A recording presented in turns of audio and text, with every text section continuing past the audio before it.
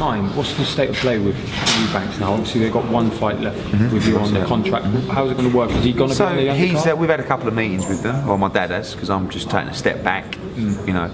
Are they generally annoyed by what's happened? No, I think in Senior's head, he's done everything absolutely perfectly. You know, in my head, they've made a terrible mistake. It's cost them millions of pounds.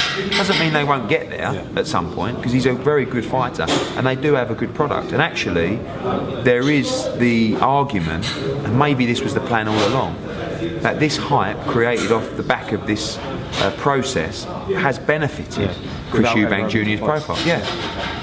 So maybe it was a genius move, but I haven't got time for those moves. We've got so much going on. I just need to know, do you want the fight or not? Do you want these millions of pounds and this fight you told me to go and deliver for you? Well, it's there. Yeah, okay, well, can you come back to me, please? And then, do you want it? Look, you've got 24 hours. Sign it or move on.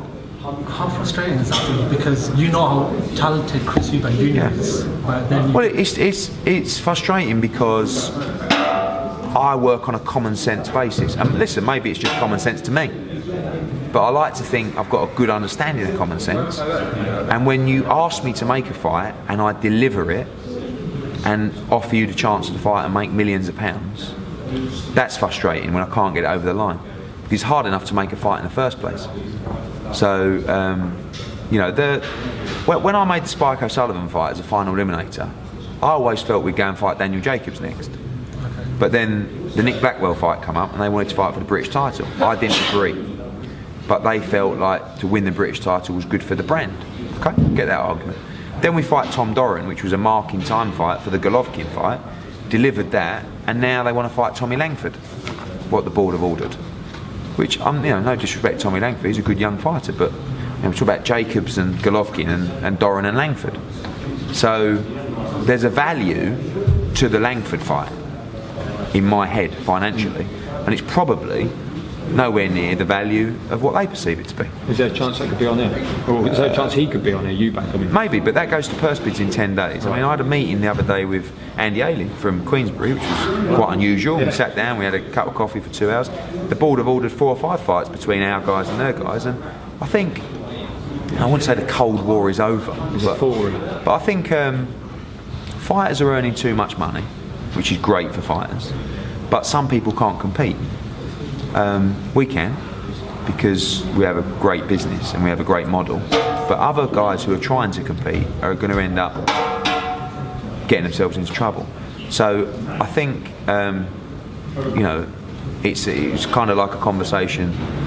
Sometimes you go into like negotiations where it's kind of like you're sitting in a dentist chair and you're laying back and you've got your mouth open and there's some bloke with a drill in your mouth and you're laying in the chair and you just reach to the side and grab his nuts and you look at each other in the eye and say, no, we're not going to hurt each other, are we? Do you know what I mean?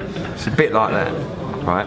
And it's, you didn't grab his nuts? No, I didn't grab his nuts, but I think there needs to be a little bit of sense as well. We can just be bullish and say, no, fuck you, we're going to overpay everyone, but it's not always great for business.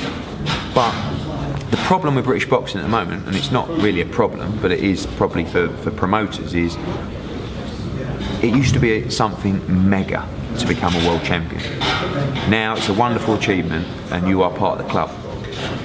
But now, if it's not a world title fight, the fans aren't always interested, or the depth of fans isn't there. Do you know what I mean? Like a really good British title fight nowadays is like the 3rd spot. Okay. I mean, like Coyle against Nurse, yeah? That was our 4th fight, 4th TV fight on Saturday.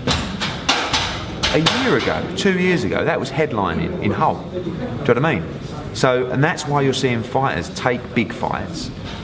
Brook against Golovkin, Frampton against Santa Cruz, because you have to do something great to take that next step. Frampton's done it, Brook's trying to do it, Croller's trying to do it against Linares, and that's great news for the fans.